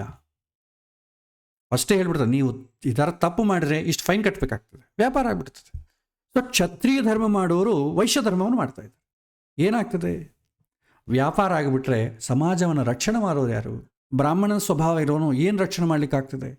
ಮಾಡಲಿಕ್ಕಾಗೋದಿಲ್ಲ. ಕ್ಷತ್ರಿಯನಾದವನು ವ್ಯಾಪಾರ ಮಾಡೋಕ್ಕಂತ ಕೊಡ್ತಾನೆ. ವೈಶ್ಯನಾದವನು ವ್ಯಾಪಾರ ಮಾಡಿದರೆ ಹೆಚ್ಚು ಹಣವನ್ನು ತೆಗಿಬೋದು. ಒಂದು ಮರದಲ್ಲಿ, ತೆಂಗಿನ ಮರದಲ್ಲಿ 300 ಕಾಯಿ ತೆಗೆಯೋರು ಇದ್ದಾರೆ. ಚೆನ್ನಾಗಿ ಅವನಿಗೆ ಯಾವ ಥರ ಬೆಳೆಸಬೇಕು ಅಂತೆಲ್ಲ ನಾಲೆಡ್ಜ್ ಇರ್ತದೆ. ಅವನೇನು ಮಾಡ್ತಾನೆ? ಶೂದ್ರ ಧರ್ಮವನ್ನು ಮಾಡ್ತಾನೆ.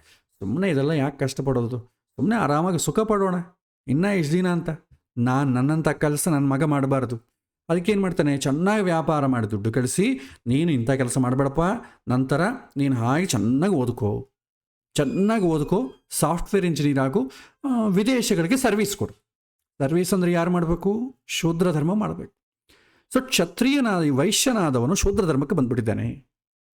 ಏನಾಗ್ತದೆ? ಪ್ರೊಡಕ್ಷನ್ ನಿಂತು ಹೋಗಿದೆ. ಈಗೆಲ್ಲ ಸರ್ವೀಸ್ ಓರಿಯೆಂಟೆಡ್ ಉದ್ಯೋಗಗಳೇ, ಪ್ರೊಡಕ್ಷನ್ ಓರಿಯೆಂಟೆಡ್ ಉದ್ಯೋಗಗಳು ಇಲ್ಲವೇ ಇಲ್ಲ. ಅದಕ್ಕೆ ನೋಡಿ, ಸರ್ವೀಸ್ ಓರಿಯೆಂಟೆಡ್ ಉದ್ಯೋಗಗಳು ಯಾವಾಗ ಜಾಸ್ತಿ ಆಗ್ತದೋ, ಒಂದು ಫೋನ್ ಕಾಲ್ ಅನ್ಲಿಮಿಟೆಡ್ ಫ್ರೀ. ಯಾರೋ ಒಂದು ಆ್ಯಡ್ ಕೊಡ್ತಿದ್ರು ವಾಟ್ಸಪ್ಪಲ್ಲಿ. ಹಿಂದೆ ಒಂದು ಕಾಲ್ 15 ರೂಪೀಸ್ ಇತ್ತು, ಒಂದು ಇಡ್ಲಿ ಅಥವಾ ವಡೆ ₹1 ಇತ್ತು. ಇವತ್ತೇನಾಗಿದೆ? ರಿವರ್ಸ್ ಆಗಿದೆ. ಒಂದು ಇಡ್ಲಿ ಅಥವಾ ಒಂದು ವಡೆ ₹15 ಅಥವಾ ₹30, ಒಂದು ಕಾಲ್ ಫ್ರೀ. ಸರ್ವೀಸ್ ಜಾಸ್ತಿ ಆಗಿದೆ, ಆದರೆ ಪ್ರೊಡಕ್ಷನ್ ಕಡಿಮೆ ಆಗಿದೆ. ಸೊ ಈ ಥರದ ಸ್ಥಿತಿಗೆ ನಾವು ಬಂದಿದ್ದೇವೆ.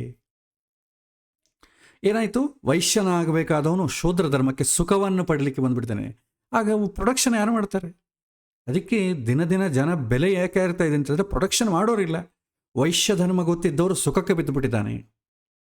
ಇನ್ನು ಸುಖವನ್ನು ಮಾಡಬೇಕು, ಸುಖ ಪಡಿಬೇಕು ಅಂತ ಏನು ಮಾಡ್ತಾನೆ? ಅವನು ಧರ್ಮದರ್ಶಿ. ಯಾಕಂದ್ರೆ ಸುಖ ಪಡಬೇಕಾದ್ರೆ ದುಡ್ಡು ಬೇಕು, ದುಡ್ಡಿಲ್ಲ, ಏನು ಮಾಡ್ತಾನೆ?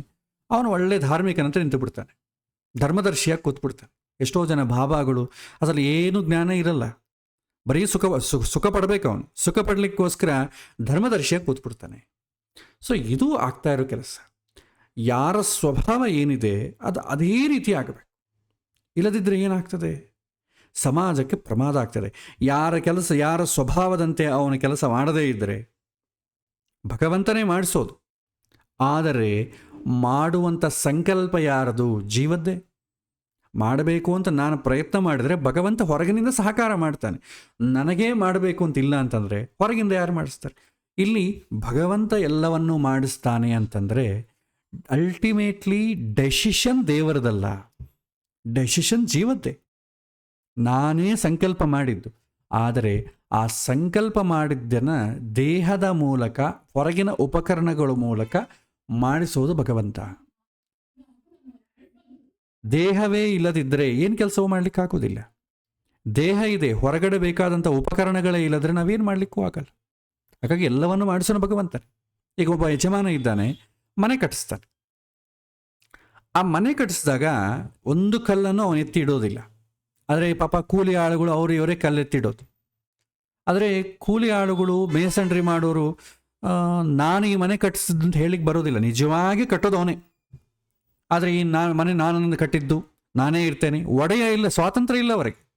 ಆದರೆ ಈ ಮನೆ ಯಜಮಾನ ಯಾರಿರ್ತಾನೆ ಅವನು ನಾನೇ ಕಟ್ಟಿಸಿದ್ದು ಈ ಮನೆ ಅಂತಂತಾನೆ. ಒಂದು ಇಟ್ಟಂಗೆ ಕೂಡ ಅವನು ಎತ್ತಿಡಲ್ಲ. ಆದರೆ ಹೇಗೆ ಕಟ್ಟಬೇಕು, ಹೇಗೆ ಡಿಸೈನ್ ಮಾಡಬೇಕು, ಅದಕ್ಕೆ ಬೇಕಾದಂಥ ರಾ ಮೆಟೀರಿಯಲಿಗೆ ದುಡ್ಡು ಗಿಡ್ಡೆಲ್ಲ ಕೊಡೋದು ಇವನೇ. ಹಾಗಾಗಿ ಇವನು ಕರ್ತ ಆಗ್ತಾನೆ. ನಿಜವಾಗಿ ಮಾಡಿಸಿದವನು ಯಾರು? ಕರ್ತ ಆಗೋದಿಲ್ಲ. ನಮ್ಮ ದೇಹದ ಮೂಲಕ ನಿಜವಾಗಿಯೂ ಎಲ್ಲ ಕೆಲಸವನ್ನು ಮಾಡಿಸೋದು ಭಗವಂತ. ಆದರೆ ಅವನಿಗೆ ಯಾವ ಲೇಪವೂ ಇರುವುದಿಲ್ಲ. ಆದರೆ ಜೀವ ಒಂದು ಏನನ್ನೂ ಮಾಡೋದಿಲ್ಲ. ಆದರೆ ಸಂಕಲ್ಪ ಮಾತ್ರ ಜೀವದ್ದು. ಹೀಗೆ ಮಾಡಬೇಕು, ಹೀಗೆ ಮಾಡಬಾರ್ದು ಅಂತ ಸಂಕಲ್ಪ ಮಾತ್ರವೇ ಜೀವದ್ದು. ಹಾಗಾಗಿ ಜೀವ ಏನೂ ಮಾಡಿದ್ರೂ ಕೂಡ ಕರ್ತಾವನೇ ಆಗ್ತಾನೆ. ಸೊ ಇಲ್ಲಿ ಭಗವಂತನೇ ಮಾಡಿಸ್ಬೋದಲ್ವಾ ಅಂತಂತಂಬ ಪ್ರಶ್ನೆಗೆ ಉತ್ತರ ಸಿಕ್ತು. ಸ್ವಭಾವಸ್ತು ಪ್ರವರ್ತತೆ. ಇಲ್ಲೋಡಿ, ಸ್ವಭಾವ ಏನಿದೆ, ಇವು ನಾವು ಹೇಳಿದ್ವಲ್ಲ, ಯಾವ ಸ್ವಭಾವ ಇರೋದು, ಏನು ಕೆಲಸ ಮಾಡಬೇಕು ಅದು ಮಾಡದೇ ಇದ್ದಾಗ ಆ ಸ್ವಭಾವ ಏನಿದೆ ಅದರಂತೆ ಅವನ ಆಲೋಚನೆಗಳು, ಆ ಆಲೋಚನೆಗಳು ಎಲ್ಲಿ ಉಪಯೋಗಿಸ್ಬೇಕು ಜೀವ ಗೊತ್ತಿರಬೇಕು.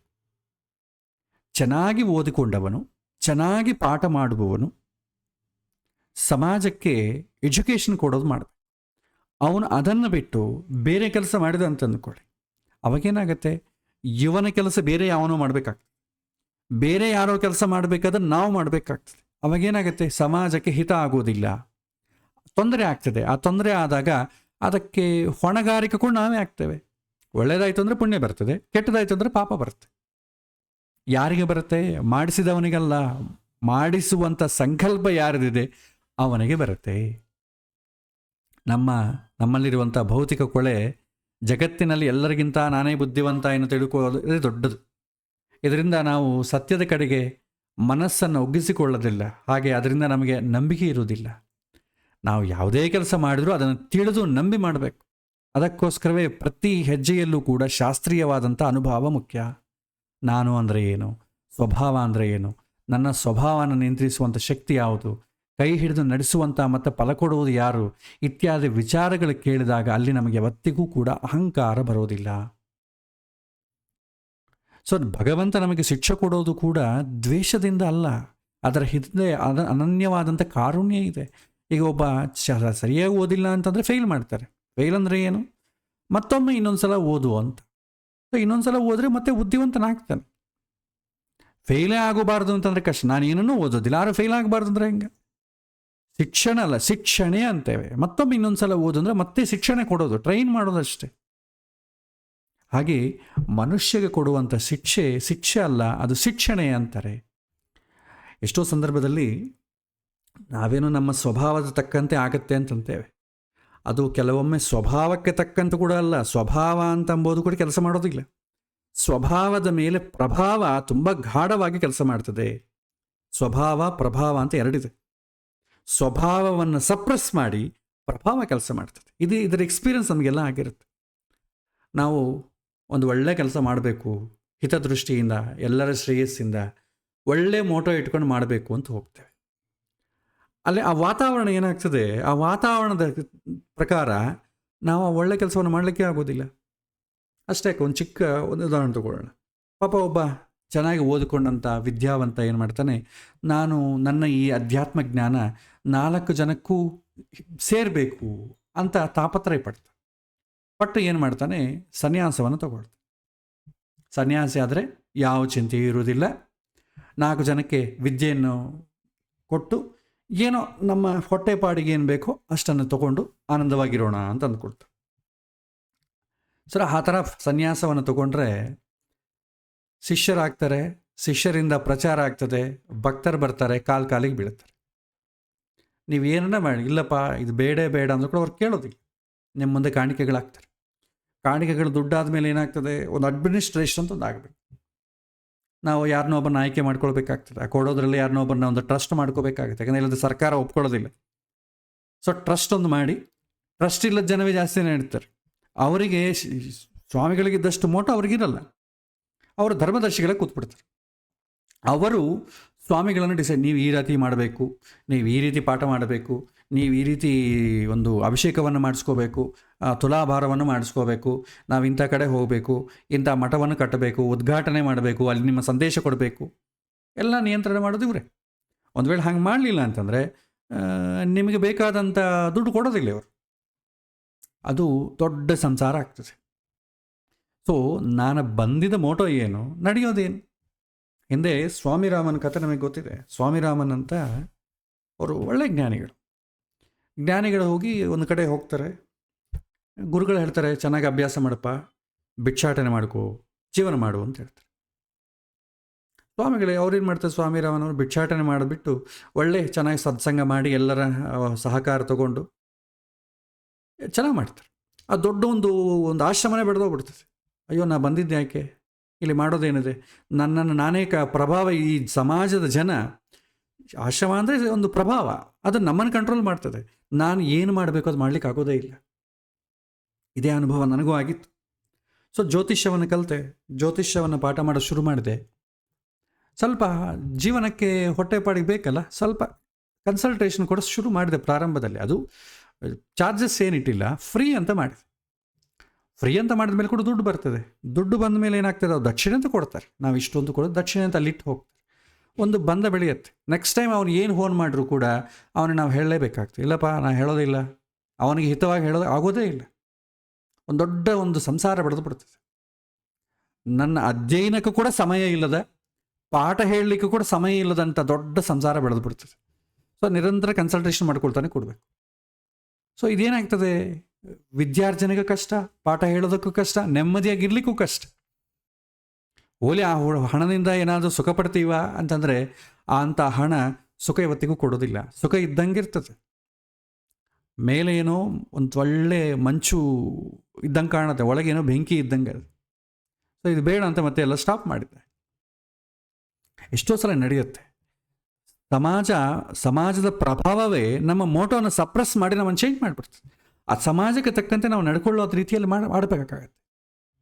ಸೊ ನಾವು ಸ್ವಭಾವ ಅಂತಂಬುದು ನಮಗೆ ಈಗ ಗೊತ್ತಾಗೋದಿಲ್ಲ. ನಾನು ಬ್ರಾಹ್ಮಣ ಸ್ವಭಾವನ, ನಾನು ಕ್ಷತ್ರಿಯ ಸ್ವಭಾವದಲ್ಲಿ ಯಾವ ಲೋಪ ಇರಲ್ಲ. ಸ್ವಭಾವದಿಂದ ಕೆಟ್ಟ ಕೆಲಸ ನಾವು ಮಾಡಲಿಕ್ಕಾಗೋದಿಲ್ಲ. ಒಳ್ಳೆಯ ಸ್ವಭಾವ, ಕೆಟ್ಟ ಕೆಲಸ ಸ್ವಭಾವ ಅಂತ ಇದು ಎರಡು ಥರ ಇರಲ್ಲ. ಆದರೆ ಆತ್ಮ ಸ್ವಭಾವ ಬೇರೆ, ಮನಸ್ಸಿನ ಸ್ವಭಾವ ಬೇರೆ. ಆತ್ಮದ ಸ್ವಭಾವ ಅಂತ ಬಂದಾಗ ಬ್ರಾಹ್ಮಣ, ಕ್ಷತ್ರಿಯ, ವೈಶ್ಯ, ಶೂದ್ರ ಅಂತ ಬರ್ತದೆ. ಮನಸ್ಸಿನ ಸ್ವಭಾವ ಅಂತ ಬಂದಾಗ ಒಳ್ಳೆಯ ಸ್ವಭಾವ, ಕೆಟ್ಟ ಸ್ವಭಾವ. ಬುದ್ಧಿ ಅಂತ ಬಂದಾಗ ಒಳ್ಳೆಯ ಬುದ್ಧಿ, ಕೆಟ್ಟ ಬುದ್ಧಿ ಅಂತ ಬರ್ತದೆ. ಆದರೆ ಜೀವದಲ್ಲಿ ಇದು ಒಳ್ಳೆಯ ಜೀವ, ಇದು ಕೆಟ್ಟ ಜೀವ ಅಂತಂಬೋದಿಲ್ಲ.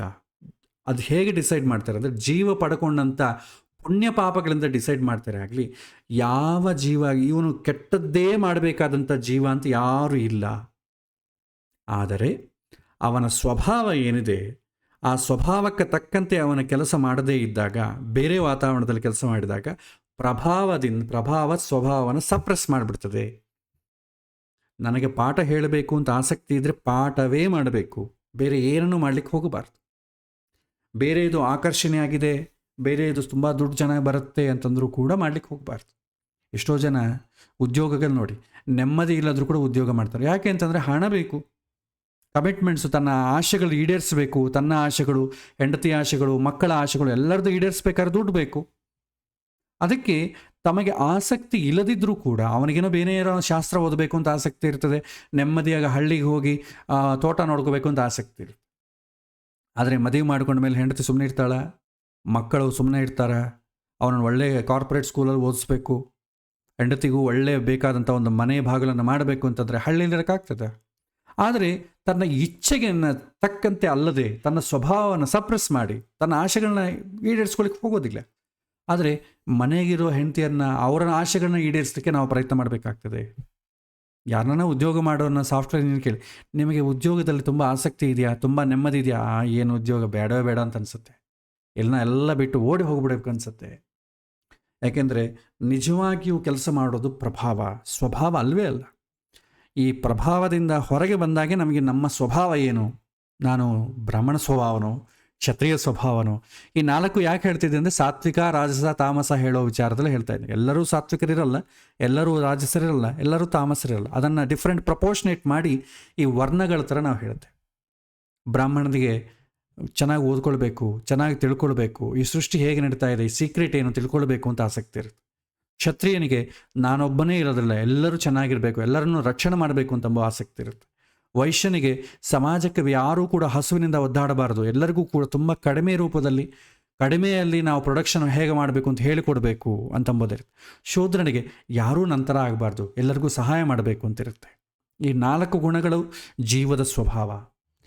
ಒಳ್ಳೆಯದು ಕೆಟ್ಟದ್ದು ಅಂತಂಬೋದು ಪ್ರಭಾವ. 2 ಥರ ಪ್ರಭಾವ ಇದೆ. ಒಂದು ಆನುವಂಶಿಕ ಪ್ರಭಾವ, 2ನೇದು ವಾತಾವರಣ ಪ್ರಭಾವ. ನಾವು ದೇವಸ್ಥಾನದಲ್ಲಿದ್ದಾಗ ಒಂದು ರೀತಿ ಮನಸ್ಸು ಆಲೋಚನೆ ಮಾಡ್ತದೆ, ಬಾರಲ್ಲಿದ್ದಾಗ ಅಥವಾ ಬಸ್ ಸ್ಟ್ಯಾಂಡಲ್ಲಿದ್ದಾಗ ಒಂದು ರೀತಿ ಆಲೋಚನೆ ಮಾಡ್ತದೆ, ಬದಲಾಗ್ಬಿಡ್ತದೆ. ನಾವು ಹೊರಗಡೆ ಬೇರೆ ದೇಶದಲ್ಲಿದ್ದಾಗ ಒಂದು ರೀತಿ ಆಲೋಚನೆ ಮಾಡ್ತೇವೆ, ನಮ್ಮ ದೇಶದಲ್ಲಿದ್ದಾಗ ಒಂಥರ ಆಲೋಚನೆ ಮಾಡ್ತೇವೆ. ಆನುವಂಶಿಕ ಪ್ರಭಾವ. ನಮ್ಮ ಮನೆಯಲ್ಲಿದ್ದಾಗ ನಾನೇ ಶ್ರೇಷ್ಠ, ನಮ್ಮ ತಾತನೇ ಶ್ರೇಷ್ಠ.